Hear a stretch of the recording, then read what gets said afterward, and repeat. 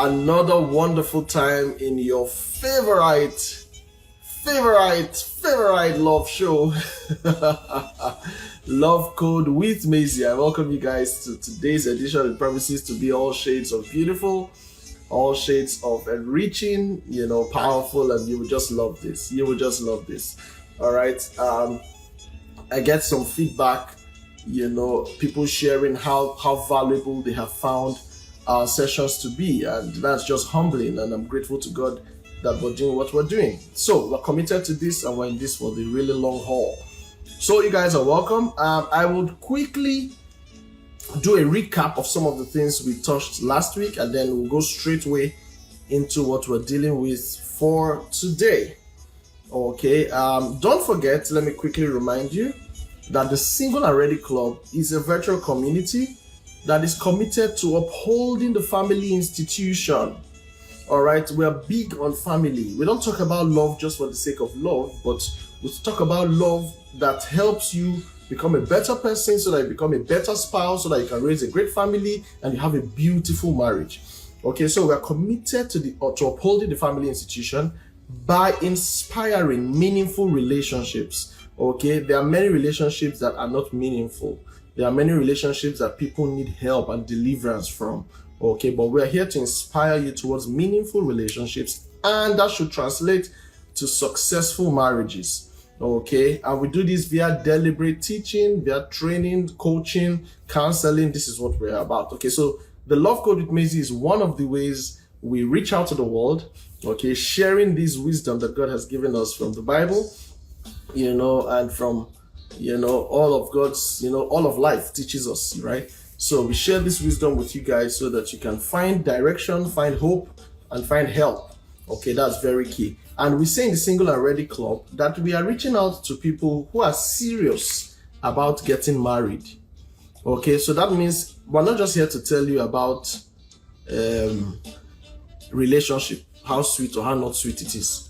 If the relationship is not headed towards marriage, then we really don't even have anything to say to you, right? But if you are thinking about marriage, then you will find our content very, very instructive. Now, I'm not saying that we don't care about you or your relationship. All we're just saying is that for the sake of purpose and clarity, your relationship should be geared towards marriage. If your relationship is geared towards marriage, then you will find perspective to most of the things we say. Okay, so very quickly, I will run through some of the things we looked at last week, and then jump straight into today's topic. Okay, and don't forget, throughout this month, we're talking about wrong reasons people get married. And this is really an important topic, because some way or the other, you may just find yourself in here. You might just find yourself in any of the descriptions. And if you do, please don't fight it. Nobody's here to judge you. It's about identifying the areas where you need help so that you can get that help. Okay, so that's what this is about. It's a no judgment space. All right, so we identified like 10 reasons last week, and I'll just run through them very quickly without explaining, so that in another 5 minutes or so, we can look at the other reasons for today. Are you ready? Okay, so the first reason we said is the WIIFM mentality, which is the what's in it for me mentality. People get into marriage because they are thinking of what they will benefit, how it will be, what they stand to gain, from their partner or from their partner's influence or parents, and stuff like that. And we say when you're doing that, it's a wrong reason, because you're being selfish and you're not paying attention to other more important matters. Okay, and you're setting yourself up for disappointment. So if you're that kind of person who every time you think of marriage, all you're thinking of is what the person will do for you or what you will get out of the person, okay, know that motive is not good, and it can lead you to problems. And don't forget, in the words of Pastor K, that if you are getting married for the wrong reasons, you are most likely getting married to the wrong person. Take note of that. If you're getting married for the wrong reasons, you are most likely getting married to the wrong person. Okay, so what's in it for me? In other words, what will I gain from this guy or from this girl? Okay, and you're looking at their body, you're looking at their wealth, you're looking at their influence, you're looking at anything external that you think you can benefit from. All right, if that is all on your mind when you're thinking about a marriage with someone, then it's a wrong reason. What's in it for me? That's selfish. Okay, so that was the first one we talked about. The second one was still in that what's in it for me kind of thinking. You say, okay, because I want to get a foreign nationality, and then you start looking for somebody who's from another country so that you can easily get your passport or get your papers. Okay, that again is not a very good reason, because I mean, if you get somebody, yes, who's of a foreign nationality, yet the person does not in any way represent your values and everything you want out of life, you may get those papers, but you may still be frustrated. And ultimately, you want to be happy. You don't want to be frustrated. You want to have a great and happy life and marriage. Okay, so you want to ditch that reason and look for somebody who, yes, has the papers. Okay, fine, but I mean, also is in sync with other things that are important to you. But beyond what the person is bringing to the table, the question is, what are you bringing into that person's life? Are you going to be a liability? Are you going to be a problem? Are you just thinking of what you can get out of that person? You see, so if you are one of those who wants to get married to a foreigner so that you can get passport, or that jackpot becomes easier for you, for online or international audience, if you don't know what jackpot is when you want to run away from your home country, all right, to another country that you consider is better and more developed. Okay, so if you want to get married so that you can get papers and jackpot, you want to also think, well, beyond what your partner is going to do for you, what are you bringing to the table? In what way are you going to contribute to add value to your partner's life? Okay, so we said physical attraction was the third reason. Some people say, oh, this person is too fine, or this, you know, for whatever it is that attracts you externally. And we have said that even explosives can be wrapped in attractive packages. Okay, so you don't just want to look at physical attraction. Beyond physical attraction, okay, quality of the person's heart. Okay, the Bible says, for it is out of the heart that all issues of life flow from. It is from the heart. So you want to know what's the quality of this person's heart. How do they think? How do they behave? What do they believe in? Okay, if you are attracted to somebody and you suddenly find out that that person is going to take your life with the first 24 hours you spend with that person, I'm sure that attraction is going to disappear. Okay, so sometimes treat some of those attractive things, you know, just tell yourself, what if this is potential danger, so that you can be on your guard and you can be aware and not let your emotions just run away and lead you astray. Do you understand? So physical attraction, don't forget, even explosives can be wrapped as attractive gifts. So don't be moved by attraction. Also, some people say they want to get married so that they can boost their self-confidence and their self-esteem.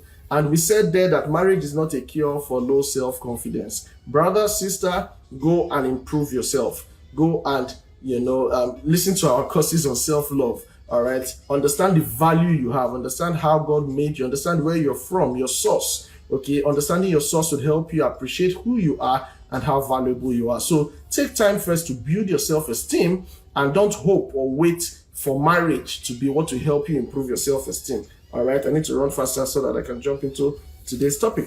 Okay. Then for the fifth point was for the fantasy of a stressless marriage. You just imagine that when you get married, everything will be beautiful. That is a fantasy. Fantasy is just wild imagination. It's not necessarily true. Okay, you need to attend classes like this so that you hear the realities and then you are prepared. But if it's just for those fantasies, you may be disappointed. Most likely you will be disappointed when you eventually get married. Okay.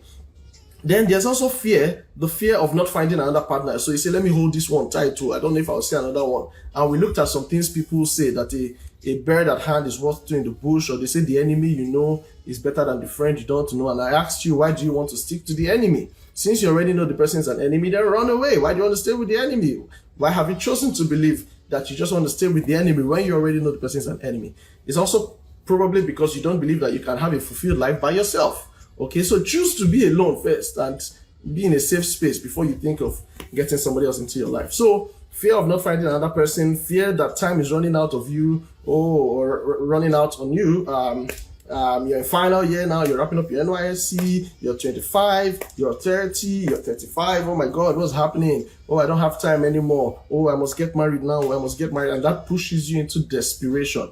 You don't take time to look at the people coming your way closely. You don't take time to evaluate them properly like you would have under normal circumstances, because you are feeling like time is running out on you, and you feeling like you're running out of luck, and you feel like, let me hold this one quick before it lost again, and in just doing that, you may push yourself to desperation and also get married to the wrong person. Okay, another wrong reason is somebody says we've dated for too long, 5 years, 10 years, 11 years. You say, we've dated too long, so I cannot now leave him or leave her.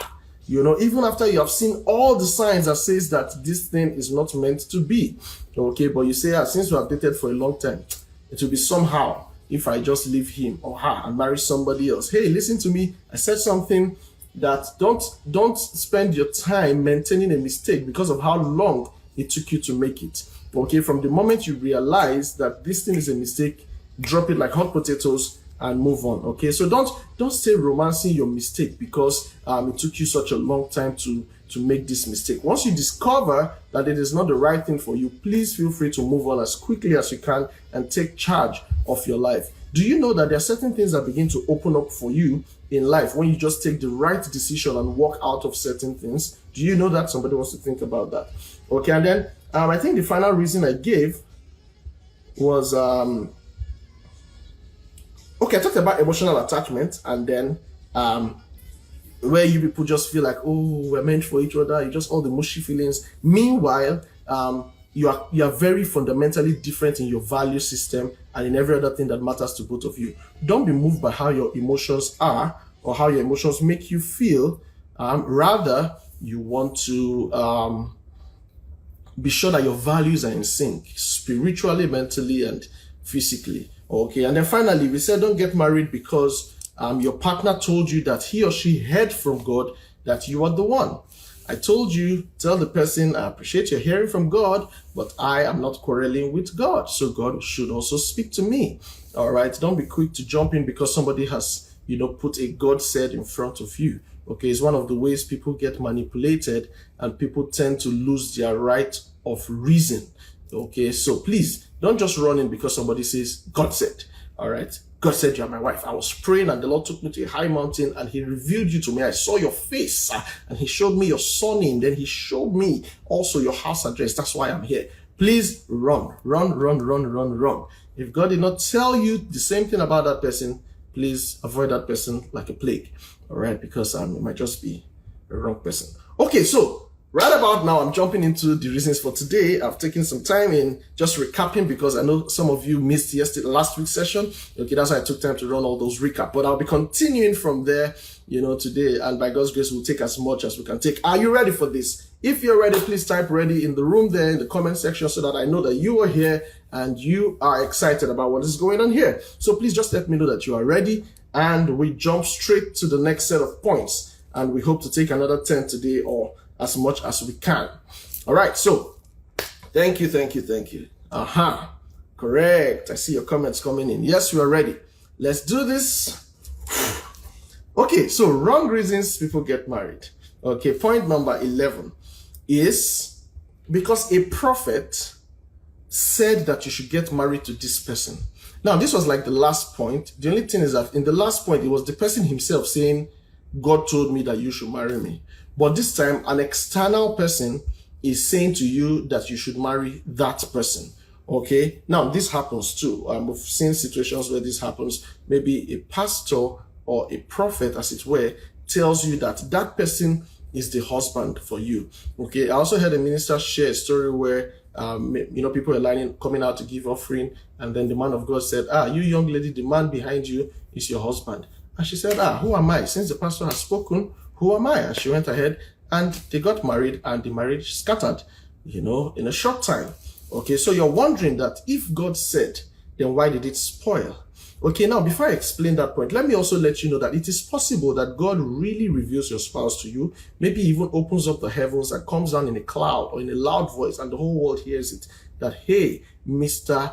A is your husband or Mrs. B is your wife. Even if God reveals that to you, if both of you don't take time to learn about marriage and understand your differences and understand, your personalities, understand how you are different and how to make marriage work, you guys will have the best of intentions for each other, yet that marriage may never see the light of day. Why? Because it is by wisdom that this thing works. There's a wisdom, knowledge, and understanding prerequisite for a successful marriage, not even feelings and not even that God spoke to you. Okay, I just thought to establish that. So right now, yes, if someone else comes to tell you that God told me that that person is your husband or wife. You see, remember the points we shared under the last point.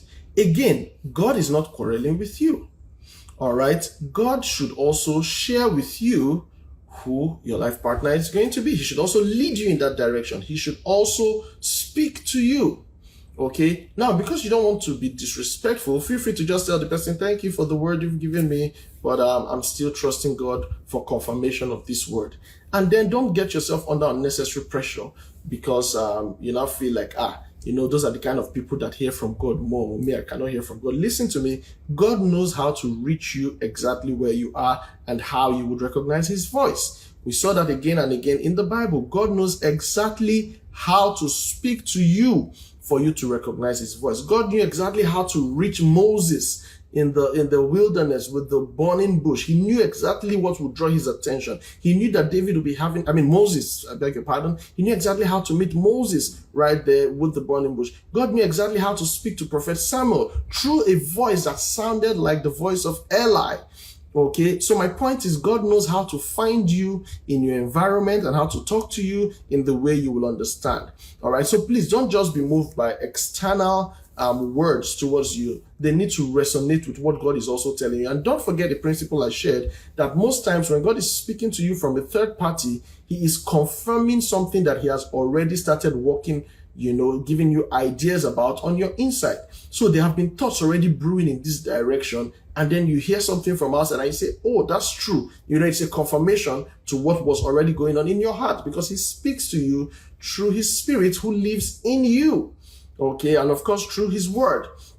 All right, so don't be bamboozled when somebody says they have superior hearing powers, from God. Don't be moved by that. You're a child of God if you're a Christian, and God can speak to you and he can reach you exactly where, when, and how he wants to reach you. So again, if that word comes from a prophet, as it were, just, tell them thank you, but still don't be swayed. Because at the end of the day, you're going to be the one that will stay in that marriage. Now, whether it's a prophet or it's another family member or a matchmaker, like sometimes I do matchmaking. All right. So, even if it's any of us that comes telling you, hey, this person is going to be a good person for you. All right. It is ultimately your call. It is ultimately up to you to say, or rather to check that this person fits the kind of person, all right, that you desire. And we have said this again and again. You're checking for their spiritual values. You're checking for how you guys connect and are compatible mentally. Okay? You're checking, do you believe the same things? This is so fundamental. Both of you can be Christians and you don't even believe the same things in Christianity. Okay? Yes, it happens a lot. Both of you might be Christians. One person does not believe that you should wear trousers as a woman. The other person is just okay with women wearing trousers. Another person does not believe that you should go to church anything that is more than Sunday. And the other person believes that, you should go to church on Sunday and for midweek services and for workers' meetings and for any other thing that the church is doing. You see, one person believes that we should pay our tithe. The other person believes that no, pastors are just chopping your money when you pay tithe. Okay, now that notion is wrong. Okay, so you see, you can be Christians and you're believing different things. Okay, one person believes in giving towards the work of God. The other person believes that those are just ways that the church is stealing your money. That again is another wrong notion. You see, so even if both of you are Christians, do you believe the same thing? One person believes that, if you drink alcohol, you go to hellfire. The other person believes that alcohol has nothing to do with that. By the way, alcohol in itself is not what will take you to hellfire. You go to hell because you rejected the Son of God. You rejected Jesus and his gift of salvation. That is why people will be perished. But at the end of the day, you see, one person believes that there's nothing wrong in doing drugs and alcohol. The other person does not believe in it at all. Now, what is wrong with that, by the way, if someone is asking? Well, what is really wrong with that is that if you do it, beyond the portion that is right for your body, okay, you will damage this body of yours, which the Bible says is the temple of the Holy Spirit. That will be detrimental to you. That has no impact on God. If you smoke and drink all you like, God is not the one that will have lung cancer or have problems with his lungs. Okay, it's you. All right. And if you're a Christian and you died because you were smoking or drinking or had drugs or whatever, yes, if you had faith in Jesus Christ, you will be accepted in heaven. The only problem is that you'd have cut yourself out of all the things that God has planned for you to do on earth. Okay, so let's just keep it as fundamental as possible.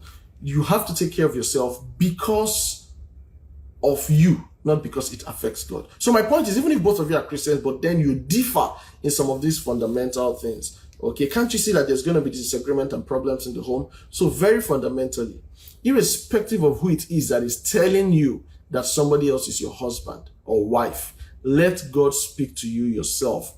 And while that is going on, you are also checking values and qualities that you know that are important to you. You are confirming that you and this person can be in sync. Okay. And while you're doing this, you are not in haste. You're not desperate. You're not in a hurry. Because if you're in a hurry, you would not get the right signals. You would tell yourself yes, even when the answer is no. You know, you will see things that you should take seriously and you will overlook them. He will shout at you one day and you say no, it's because he was tensed up. No, don't overlook things like that. He's going to threaten to do certain terrible things. Maybe I'll slap you. What's wrong with you? He says that to you. That is a red flag. You want to look out for that, you know, or she's completely disrespectful to you as a man, but you say, no, I just like her too much. Anytime she does that, it turns me on. No problem. When she gives you problem in that marriage, you will turn yourself off. All right. So please, you want to check that fundamental things are in sync with you and that person. Okay. Yes. Thank you. Yeah. You have to take care of yourself because there is work to be done here on earth. Exactly. Don't go and kill yourself before your time. The Bible says, why should you die before your time? Take good care of yourself. Okay. So that's the point on a prophet telling you that, somebody is the right person for you. Don't be moved by that. Don't be blackmailed by that. Trust God, trust his word and how he guides you by his word and his spirit and the wisdom and counsel he has placed around you, and don't be moved by that. Let me move on to the next point. All right. Oh, this one is quite interesting. Another wrong reason people get married is that their partner has been so kind to them. In other words, this person has been there for me through my pain, through thick and thin. He or she has been there for me when no other person was. Oh my God, this is my life partner. I have told you before, if somebody does something good for you, it's thank you that they used to say, it's thank you. Show appreciation. That does not automatically make the person your life partner. Please do not marry out of pity. Do not marry out of indebtedness. Somebody borrowed you money you could not pay back. You say, okay, let me just marry you so that you can see the debt. It's not like that, even though I know in some traditional societies it used to happen. Okay, but the point is, don't get married out of indebtedness. This person was there for me when no other person was. There's another point. In fact, the next point is just like it. You know, that one speaks about pity, but I'll come to it. You know, don't get married out of indebtedness. Somebody has been kind to you, has been there for you, done all these wonderful things for you. Yes, the person may also tell you clearly that I'm doing all these things because I want to marry you. The person might never need to say it, but now the person wants to marry you. Irrespective of all the goodness and kindness of this person, if you are not convinced that you guys will make a successful marriage, feel free to decline the offer. All right. And the person might tell you, you've taken advantage of me after all the thing. Why did you receive all my gifts? Why did you do all of that? Well, it is what it is. Don't say because you have come this far, you have enjoyed all these benefits, you have to return the gratitude to the person in the form of marriage. Please don't get married out of indebtedness. All right. If someone does something good for you or to you, shows you kindness, please tell the person thank you. Pray for the person that, oh my God, we supply all your needs. My God will richly bless you. Oh my God, we meet you at the point of your need. Pray for the person from your heart, but please don't donate your heart to that person. Okay, that is not enough reason. Now, if the person does all of those nice things, and then like I always say, you check the fundamental requirements. Are you guys in sync? Spirit, soul, body.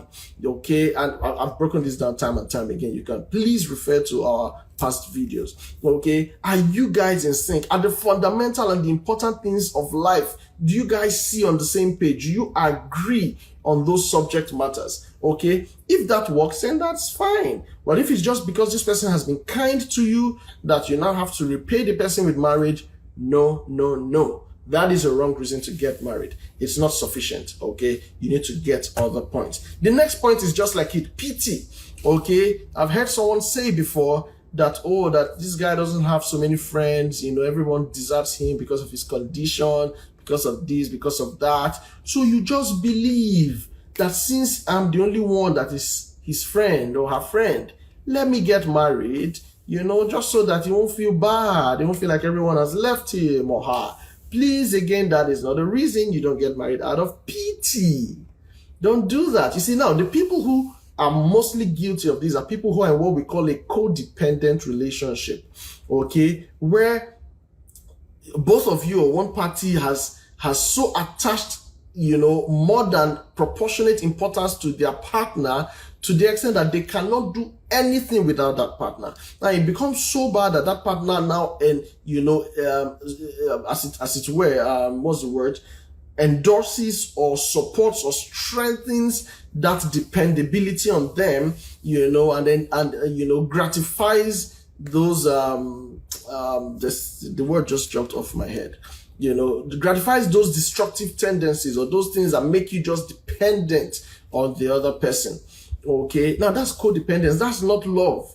Okay, sometimes there are people who have, addictive and bad, destructive tendencies in their lives, but their partners help them to. And there's an English word for this. Why did it just run from my head? It took out the word. You're helping somebody to live out their bad behavior. Let me put it like that. It's like you're supporting and encouraging their weakness. It's wrong. You don't get married out of pity. No. If you pity that person so much, pray. Prayer is one thing you can do for people. Pray, pray. You're not there to reward somebody with marriage because you pity the person. I mean, that's a wrong reason. All right. So most people who do this are those who are in codependent relation. And we spoke about codependence when we're talking about what love is not. Okay. So you might want to look at that video, what we're talking about unbundling love in February. Okay. So please, don't marry out of pity. If not, you will soon start pitying yourself inside that marriage. Okay, please, that is not a good reason to get married. The next point is also like the previous points I have made. Now, I've heard people say before that, he threatened to take his life if I don't get married to him. He said he can never find another person to get married to. So, if I leave him, if I break up with him, his life will be miserable. Or it might be from the lady. Oh, she said her life will be miserable if she doesn't marry me. She said she cannot marry another man if it's not me. Oh, so since my life is now, or her survival and his survival is now tied to my life, let me ensure that the person stays alive by marrying him or her. See, that is manipulation, that is blackmail, that is deception. And please run away from that person. Some people have threatened suicide before. If you leave, oh, I will kill myself. Oh, if you leave, oh, I will kill myself. Well, because we value human life, at that point in time, you will find a way to ensure that the person is not taking his or her life. All right. But then after you have managed that person at that time, you will find a way to get help for that human being and move on with your life, because that's just such a destructive and manipulative behavior. All right. If the person believes that if you are not in his or her life, they want to kill themselves, that is no longer your problem. Please move on. You have a life to live. And I've actually heard of sorry cases where, you heard that a young man took his life because his wife broke up, his girlfriend broke up with him, or a lady drank poison because her boyfriend broke up with her. And this just tells you that the devil is really out there to mess up with people's lives. How dare you, how dare you exalt a human being to such an important position in your life that your life cannot go on again because they are not there? How dare you do that? That is so wrong. You see, and people who do these things, it's clear indication that they are lacking God in their lives. You are lacking. How dare you exalt the importance of another human? Someone that can sleep today and not wake up tomorrow. Someone who has no control over his or her life. Somebody who doesn't know what tomorrow holds. Somebody who is fickle. And then you exalt such a person to a place of importance that if this person is not in your life, then your life has ceased. No, that is so wrong. That is so wrong. Please, you don't want to do that to yourself. If you do that, you are shortchanging yourself, and you are telling God that God is too small to take care of you. God does not have the ability to sustain you and to bless you and to take care of you and to bring somebody else into your life. That's what you're doing by those kind of actions. So please, if you are the one, or you know somebody who says that kind of thing, if you don't date me anymore, I will kill myself, or stuff like that, or my life will be miserable, I will never get over you. Please get help for that person. Recommend them to me. Let's talk with them, or any counselor or any therapist, Let's help those people to have a life. Okay, because it's a clear indication that this person, is being manipulative, and it's a destructive tendency. And guess what? Those are the same kind of people who will abuse you in the relationship. All forms of abuses, especially, emotional abuse. You just be living your life. In fact, and you get so tied in that rope of manipulation that you would lose your sense of self. Please don't be moved, don't be carried away by those kind of talk. If the person says that their life will be miserable because you are not there, please point them to Jesus. It's only Jesus that will make their life to have sense and to have a meaning. Point them to Jesus, point them to a counselor after that, so that the counselor can help them to get the best out of themselves. But please, you are not the answer. Jesus is the answer. You are not the solution. Jesus is the solution. You are not everything to anybody. You cannot be. You are limited in yourself. You are not even everything to yourself. Talk less of being everything to somebody else. Okay? And sometimes in some of these songs that you listen to, oh, you're my world, you're my everything,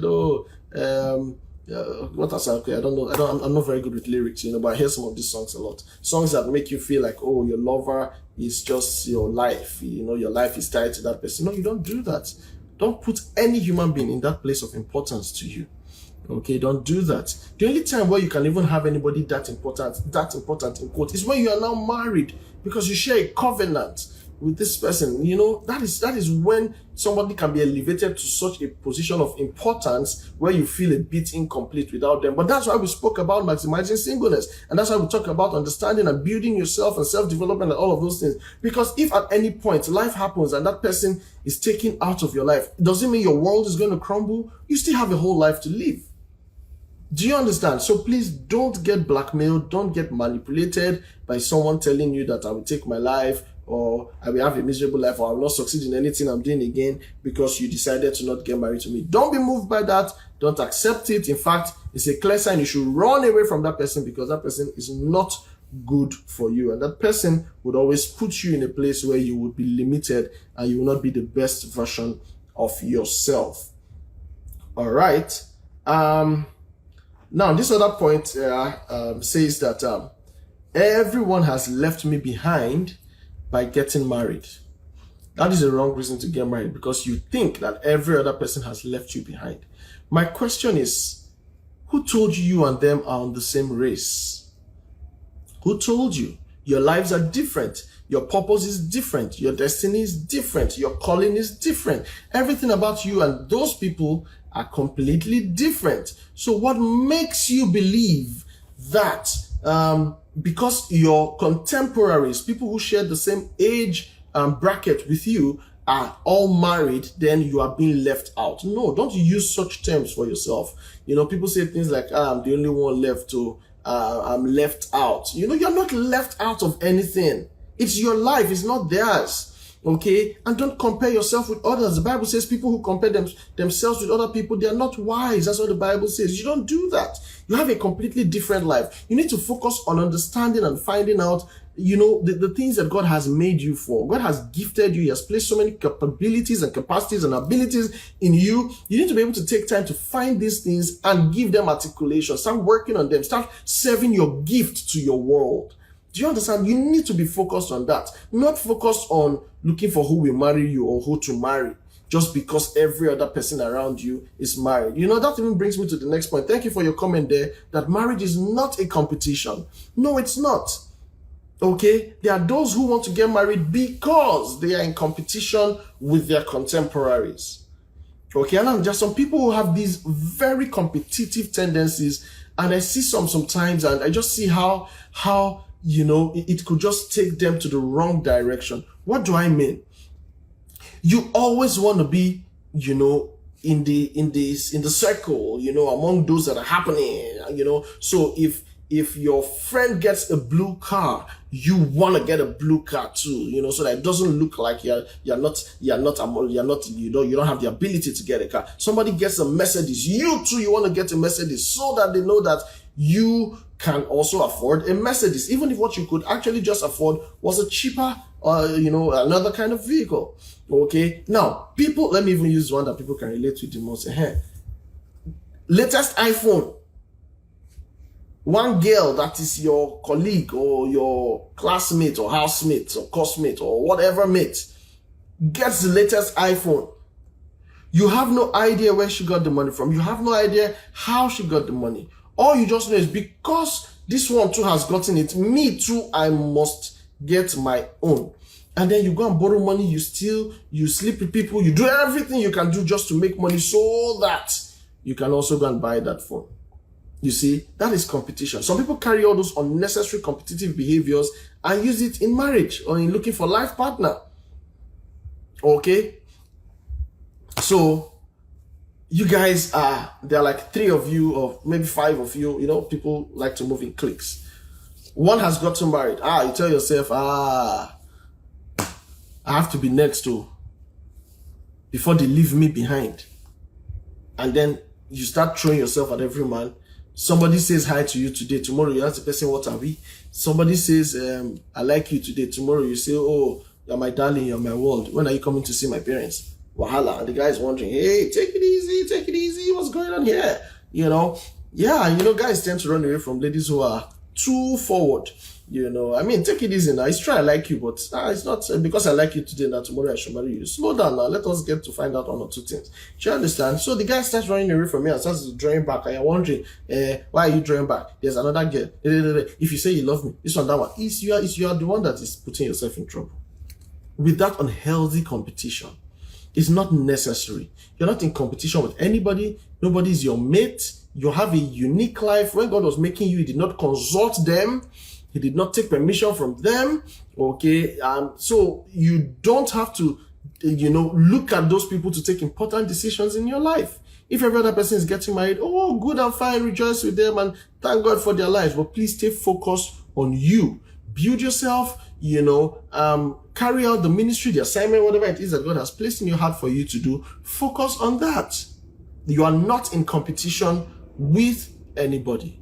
You are not in competition with anybody. No one is leaving you behind.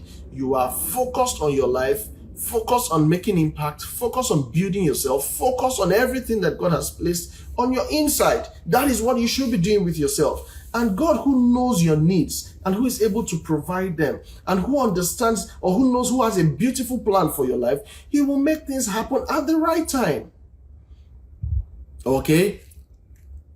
While that time is coming, please be applying your heart to wisdom. Attend classes like this, attend sessions like this. Learn all that you can learn. Gather as much wisdom, as much information. Learn. We cannot overemphasize the place of learning about marriage. Okay? You need to learn. So when no one is coming your way, don't be bothered. Don't start running up and down. You don't even have to be running from one prayer house to another. This is one question I ask people. There are certain things in your life that you didn't have to pray for, but you got them. The God who provided those things for you, is He now ignorant of these other things? And that's what the Bible was speaking about in Matthew chapter 6, where it was saying that don't be worrying like the unbelievers. He said, look at the birds of the air. They're not thinking of where they'll get food from, but God takes care of them. Look at the grass on the field. God takes care of them. Looking beautiful every day. Even when you clear the grass today, it will grow again tomorrow. God takes care of those things. He says, don't you think or don't you know that you are worth far more than these?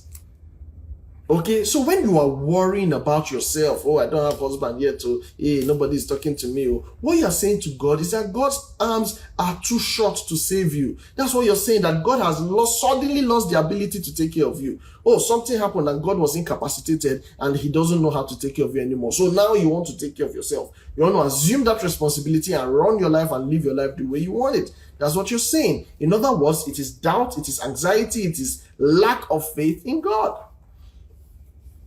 All right? So please and please and please, There's nobody who is leaving you behind. There's nobody who is your mate.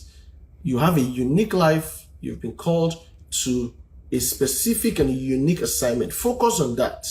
All right. Focus on growing yourself. Focus on acquiring wisdom, knowledge, and understanding, especially about life, love, and marriage. Okay. While you're doing all of these, and also on your purpose, your God-given assignment, while you're doing all of these, along the line, you would meet with your spouse, and it will be a beautiful one. All right. You'll be glad you trusted God at the end of the day. Okay. So please take note. There's nobody who is your mate. There's nobody who is leaving you behind. There's nobody you are in competition with in the area of marriage and family. Oh, I remember those days. I had this friend that, it was after school. So some of our contemporaries started getting jobs or starting businesses or getting married and just sort of were moving on with their life. So I remember this person who, if she met anyone and the person brought out a complimentary card, she'd be like, oh my God, all my mates are already working. They have complimentary card. When am I going to have complimentary card? When will I have a complimentary card? And I was just laughing. I was laughing because that same period where somebody was there complaining and looking for complimentary card, I was saying to myself that, don't you know that anybody can print card and call himself CEO? In fact, while that person was talking to me, there was that period I was looking for a job, and I have a lot of talents. I talk. This talk that I'm doing now, I talk, and God has given me wisdom. I have, I know how to express myself, So I told myself, while I was job hunting, what should I do? Talking was something that comes to me naturally, and I started an MCing business. I was a master of ceremony. Oh yes, I did that for a bit. I got paid. Yes, I charged money. Somebody was asking me, really, you got paid to do this? Oh yes, I was paid to do MC work, MC. And guess what? It even took me to all manner of places that on a normal day I could not have been able to go into. Yes. What happened? I focused on what I had. And while somebody was there crying that, oh, no company is giving me complimentary card, me, I had printed my own complimentary card. I still have it. I can even show you. I can show you, but it was my own. It's my own complimentary card. I print out. So if that's what will make you important, go and print your own card for yourself. Now start something, But the point is, don't be drawn by or driven by competition because every other person is doing it. Calm down. Take your time, build capacity, find out what God has called you to do. Be focused on it. Be focused on a path. Now it just came to mind that I've been saying severally, find out what God has called you to do. And somebody is saying, but how will I know what God has called me? How will I know now? You think it's one superficial kind of thing. Don't worry. All you need to do, if you don't know what to do right now, is focus on the assignment that is at hand. If you have a job, work that job diligently. If you don't have a job, but maybe you're volunteering somewhere, volunteer there diligently. It's the basic principle of use what you have in your hands. Be faithful in little. Go and volunteer your services somewhere. All right. Go, if it's just church that you're attending, maybe you're not working, attend church diligently, join a unit, join group, be active, be working. Just shall be committed to whatever it is you are doing now.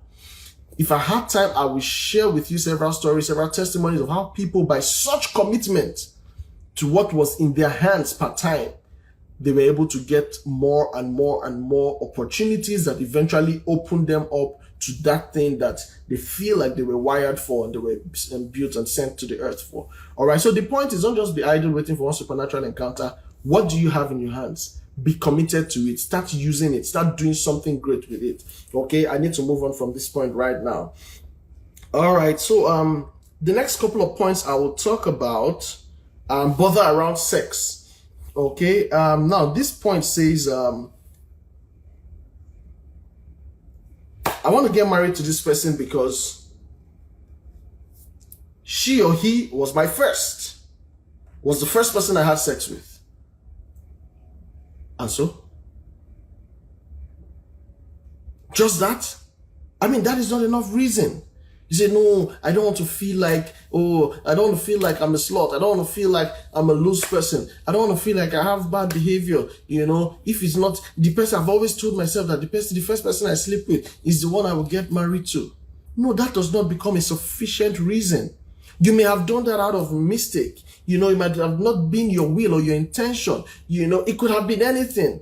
All right. That doesn't make the person worthy a candidate for marriage. You say because she was the first person I had sex with, or he was the one who disvirgined me, or no, that is not enough reason.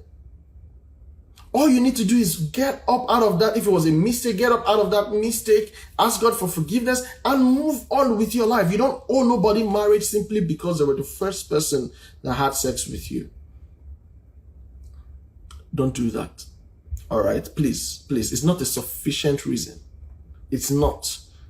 Don't forget, you have to look at the critical matters. It's not how this person makes you feel now. It's not how good the sex was. In fact, that was the other point. I've also done these things. Every point I'm sharing with you are things I gathered out of surveys and interactions and counseling and stuff like that. Okay, so these are real points. They're not made up. Okay, so someone first says that because he was my ex, she was my first. He was my first person I had sex with, the person who disflowered me, okay? And I've said that is not a sufficient reason, okay? I've also heard some people say that, because the sex is so great with this person, it's just everything. Please, when you get married, you will just suddenly discover that all that you are doing in that marriage is not sex. Then I ask you, what happens when the sex is great, but this person is a terrible human being, is a pathological liar, and you cannot trust anything this person says to you? How will you feel by then? How would you feel if the sex is great, but then this person beats you up at the slightest opportunity? In fact, can get out of a great sex now and get angry with you and beat you up. How would you feel if this person is giving you the great sex is a wanted criminal? You see, so my point is, don't be moved by that. It's part of the reasons we tell people, hold body, abstain till you get married. Because, I say this again and again, the moment you start getting sexually involved in a relationship, you just open the door to complications. It starts getting complicated. You start giving that relationship meanings that it's not meant to have. You start thinking that this person is more important than they really are. You see, those are not things that you're meant to get engaged or involved in the course of a relationship. It will blind you. It will affect your judgment. You start using emotions to think about things you should have processed with your senses, with reason. All right? It will make you feel weak in your will to do or not do certain things because you have gotten involved. I hope you understand that. Now you need to take this seriously because everybody hears it, everybody says it, everybody knows that, it's wrong. But why is it wrong? Because it affects you. Don't forget what I said earlier. All of the instructions of God towards us humans, are for our benefit. It's for our good. It's for our protection. It does not affect God in any way. It does not reduce him in any way. But him who has gone ahead of you, he who created you, who knows what is good for you, is telling you don't do this thing or do this at certain times. Okay? Trust in his wisdom and follow his instruction because it is for your good. It is to guide you. It is to protect you. But then we choose to disregard the instruction and follow how we feel because we have everything about society has so empowered or exalted feelings and our emotions, or our right to behave the way we want, okay, that we now disregard God's wisdom. And at the end of the day, we start reaping the consequences, the repercussions, and at the end of the day, you think that is how life is meant to be. You think that life cannot be better. Many of the complications people have in their relationship was because they started getting sexually involved. I say this very authoritatively. Most of the complications you see, even in marriages, most of those complications was because they started when they were not supposed to start. And it started affecting other things. Do you know that there are people who say the sex is very great in the relationship? When they get married, they start looking for sex. You don't even see the sex. So if you are getting married because of sex, and that is also the next reason, I just put all of them together. Those who say, I want to get married because of sex so that I can start having sex. You see, who told you that that is all that you will do in your marriage? When matters of life will face you and that your husband or wife that got married just for knacking, when matters of life will come upon you, you will not remember.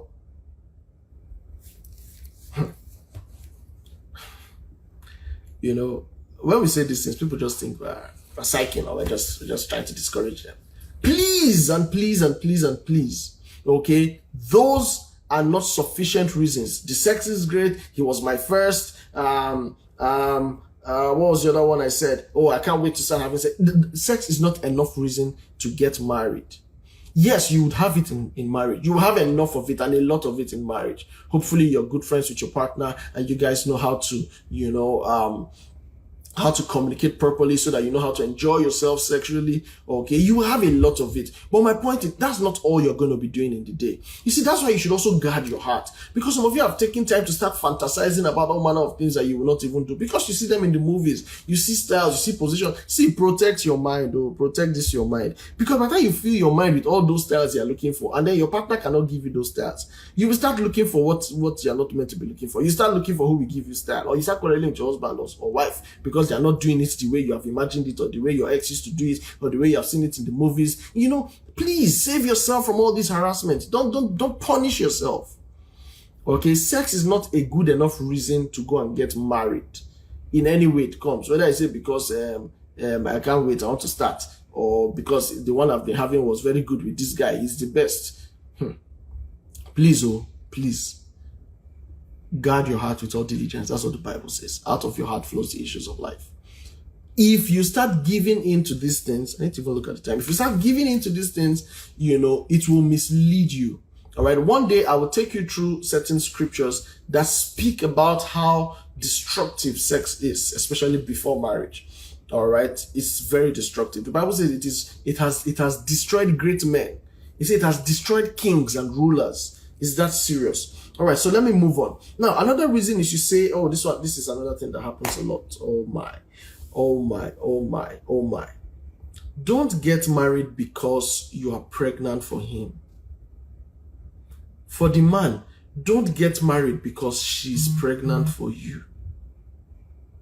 Listen, you have made one or two mistakes already, okay, in getting sexually involved when you were not supposed to. Those are mistakes enough in themselves. And like I said earlier, of course you can ask God for forgiveness and he would forgive you. Okay. But the fact that you were getting sexually involved and then the lady got pregnant, you now say, okay, because she is pregnant, I have to get married to her. No, you do not have to. No, you do not have to. All right. And you, young lady, you need to hear this. You don't have to get married to him simply because he got you pregnant. A man is not anyone that can get a girl pregnant. A man is somebody who has grown to a level of maturity and responsibility. You see, it's not just about age or the ability for someone's penis to stand. It's not about erection. Okay? Does he have vision? Can he lead you? You see, can he lead you spiritually, mentally? You need to think about these things. Don't say because I have taken in, then I have to get married. And then this is another point I hear some people say sometimes. You say things like, I don't want to have a baby mama, so I must get married. If you don't want to have a baby mama, then don't be having sex with people. Because you could just become a baby father. Okay? And I've heard ladies say, you might become a baby mama and then the guy might just become a baby father. Do you understand? You've heard people say, oh, no. In my house, nobody got pregnant out of wedlock. So you know that. So why are you having sex out of wedlock? Because if you have sex out of wedlock, you could get pregnant and then you could have babies out of wedlock. So my point is, where you were meant to apply the principle and the what's the word now? The abstinence. You didn't apply it there. When the consequence came, now you suddenly remember that you're a principled person from a principled home. You see, why do these things happen? Because we neglect the wisdom of God. We go with our minds, with our feelings, with what we want to do. Sometimes it's just sheer stubbornness. Sometimes, we're just carried away by our own lust. All right? Now, I'm saying this because time and time again, in counseling or in interactions or just generally, you hear people going through very regrettable situations. And then some of the reasons were that they got married because they found out that she was already pregnant. But then many times, even family and friends tell them, no, you don't have to get married, you don't have to. But you say, no, I want to, so that I will not be somebody who has a child out of wedlock. And then before you know it, things are now going south. Okay, this is a very, very rampant one. This happens a lot. Please, first things first is abstain. You don't have to get involved sexually. But even when you do and you become pregnant or somebody gets pregnant for you, that is not sufficient reason to get married. Because at the end of the day, when things maybe are not working as they should, you will start blaming yourself. You will start regretting those decisions. Meanwhile, by then you're already in this union that is meant to be for life. Okay, so please take note of that point.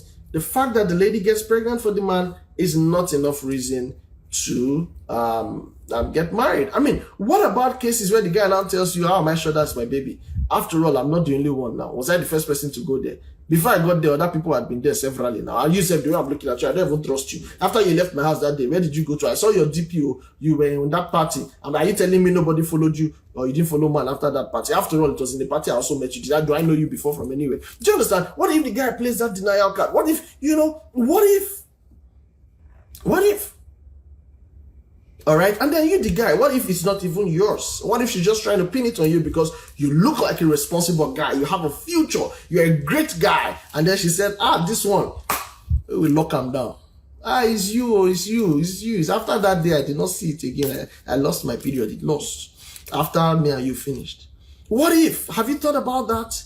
What if it's just someone being manipulative and being wicked? But then you're going to start telling yourself principles that you should have told yourself at the beginning. You should have told yourself at the beginning that, no, I like you so much, I'm really attracted to you, but this is not going to happen. Okay, but you didn't do that and allowed everything to happen. And then now, you put yourself in a corner. Don't get married because you're being manipulated. Any way it comes. Whether it's from man of God or from, like we said earlier, the person threatens to take their life or to be miserable in life because you rejected their love, whatever. Don't get married out of any form of manipulation. My time is fast spent, so I have to stop here. Now, the last point I'll just talk about is like this one. Okay. Now, you say because I've aborted for this person severally. I've done 2 or 3 abortions for him. No, let me just marry him. Please, again, that is not a good reason. I'll probably start from here next time in the next session next week. I hope this has been a good use of your time. Okay, I'll have to stop now because I don't want us to go beyond 60 minutes at all in any of these sessions. So thank you for joining. Feel free to drop us comments and share anything that may have, jumped out at you in the course of the session.